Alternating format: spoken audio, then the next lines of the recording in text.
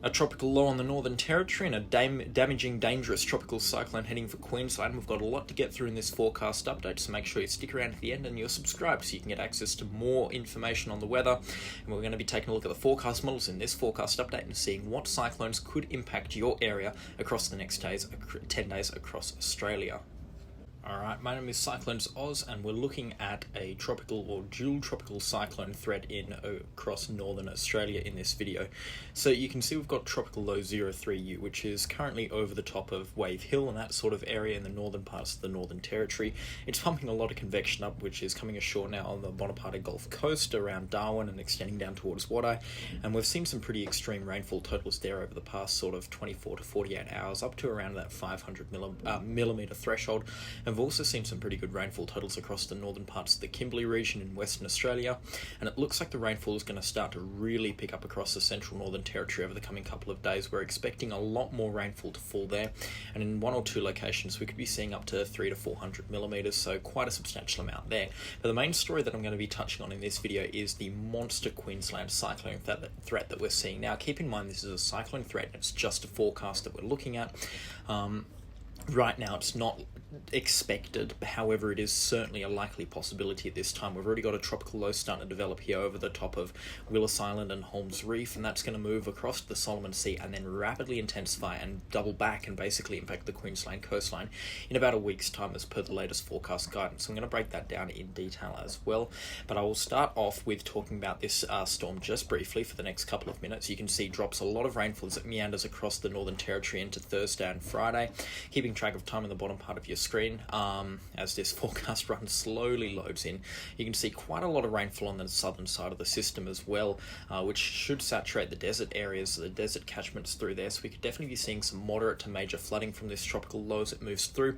And over the next 3 days there will be locations that pick up to 500 millimetres of rain, and widespread locations highlighted in purple that pick up over 200 millimetres of rain, extending north of Tennant Creek towards Elliot, Wave Hill, up towards Catherine, and then across to Darwin, Wadeye and Daly River. We could be seeing a substantial amount of rainfall fall through there, and if you were to take this out to the next 5 days, it just basically doubles for most locations, really up to 800 or 900 millimetres in some locations. Wave Hill another 500 millimetres, and you're looking at just a huge amount of rainfall across parts of the Northern Territory. So ridiculous rainfall totals is sort of the main story here, and then as this cyclone or tropical low slowly moves out of the Northern Territory by the end of next weekend and into early next week and into Western Australia, this very heavy rainfall will extend into Western Australia. However, the cyclone won't be in a stalling phase at this point. It will be moving into Western Australia, and it will be weakening off a little bit as well, because Western Australia just doesn't have the fuel from the brown ocean effect that the Northern Territory would, because it will move over a lot drier terrain, but it still holds its own. It's still a relatively strong tropical low as it moves across into Western Australia with a pressure of 989 millibars, and there could be a lot of rainfall over the next 10 days in some parts of Western Australia as a result of this tropical low, up to 500 millimeters around Fitzroy Crossing. So the Fitzroy River you could expect to absolutely explode and swell in size up to its moderate or major flooding levels, which I believe are around 13 and 15 meters respectively at Fitzroy Crossing, so huge flooding could be expected there. And around Halls Creek as well, maybe 250 millimeters of rain, and it'll only get heavy up towards Kununurra and Lake Argyle, where you could be seeing some places pick up to half a metre of rainfall. And the rain won't stop either. It gets into Marble Bar around the mining communities in Western Australia, and there'll be places that pick up over 100 millimetres of rain from this tropical low as it moves through. Now, that is the tropical low over here covered. We do have a current tropical cyclone around the Cocos-Keeling Islands. I can't actually remember its name off the top of my head. Tropical Cyclone Angric. I just had a look at the Bureau of Meteorology. It's located well offshore from the Cocos-Keeling Islands, and it's at Category 1 intensity. It's forecast to peak at Category 2 status over the coming couple of days. In my opinion, it could actually get stronger than that as it moves around West Island. We could be seeing a peak of severe tropical cyclone proportions as it approaches West Island, but this peak will be very brief and short-lived. But it's definitely a cyclone, considering how it looks right now, that we should be keeping an eye on, so we will be doing that across the Cyclones Oz channel. And now we're going to take a look at the Queensland situation, because I've hyped this one up as being the serious threat out of all three systems, and it sure is. Now, it's a storm threat at this time. It's not got any warnings, it's not got any watches. It does have the Bureau of Meteorology's attention, but it's not something that we're looking at as a definite in our forecast. It's likely, but it isn't 100% set in stone and sold, so make sure you're staying tuned to this channel and also the Bureau Bureau of Meteorology for the latest coverage on this system, because things can and will change. But you can see next Sunday, it's already starting to develop. It's a Category 1 cyclone at this point, and it starts to rapidly intensify into Monday and Tuesday, when we're seeing this cyclone starting to turn towards Queensland as a Category 2 tropical cyclone here. And by Tuesday evening, you're seeing this cyclone continuing to put on knots, and as we get into Wednesday, it's substantially strengthening at this point. Pressure of 977 millibars in the centre.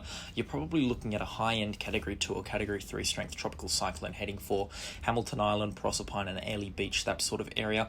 In fact, it makes a direct landfall, I believe, on Mackay actually as a Category 2 strength tropical cyclone as per this forecast, and then moves inland next Thursday. So the 25th of January is the forecast landfall for this forecast model, the ECMWF forecast model. And if you want to access all of these forecast models, head on over to windy.com.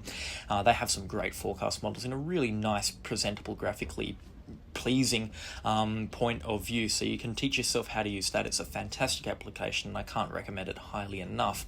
Now, the GFS model is the only outlier of the 3 models that I'm going to show you. This is model 2 out of 3. Now, I do trust the GFS typically, however, considering it's the outlier of the models, I wouldn't be putting as much weight onto this forecast. But you can see it wraps itself up in the Coral Sea, heads towards New Caledonia, and Category 2, Category 3 strength tropical cyclone, so it's decently strong as it passes New Caledonia, but it completely misses Queensland, which is a scenario that we want to see, but it's not the scenario that I'm expecting, because, get this, if we go to the start of next weekend and flick it over to the Access G3 model, you can see that this tropical low that we've got located, as I said, offshore from Cairns and Willis Island, it's wrapping itself up in the Solomon Sea, and you can see it's already well and truly into Category 1 status at this point, maybe even Category 2 status, and so we start getting into Saturday and Sunday, this cyclone is explosively intensifying at this time, really fast intensification.